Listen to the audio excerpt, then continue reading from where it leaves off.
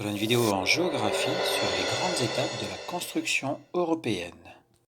L'après-guerre. En 1951, la Seconde Guerre mondiale est terminée depuis 6 ans, mais l'Europe est dévastée et ruinée. Des hommes politiques comme Robert Schuman ont l'idée d'unir des pays d'Europe pour agir ensemble et ne plus se faire la guerre. Les débuts. En 1951, 6 pays vont s'unir et mettre en commun leur charbon et leur acier.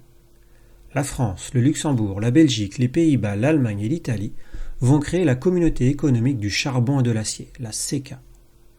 En 1957, la CECA devient la CE, Communauté économique européenne. On crée un marché commun pour tous les produits.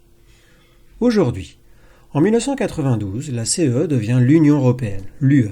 L'Union est économique et politique. En janvier 2002, l'euro devient la monnaie de 12 pays. Aujourd'hui, en 2018, 19 pays utilisent cette monnaie.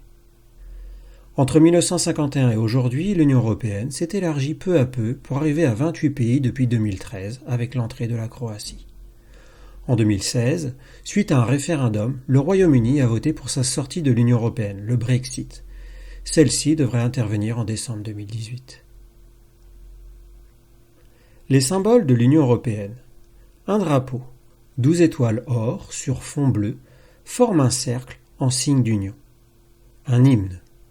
La mélodie symbolisant l'Union européenne est celle de la 9e symphonie, l'Ode à la joie, composée par Beethoven.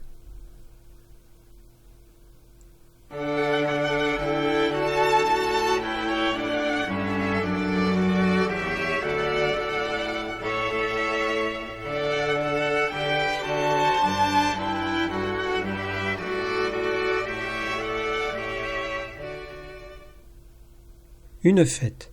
La journée de l'Europe est célébrée tous les 9 mai, en souvenir de la déclaration de Robert Schuman le 9 mai 1950. Une devise. Unis dans la diversité.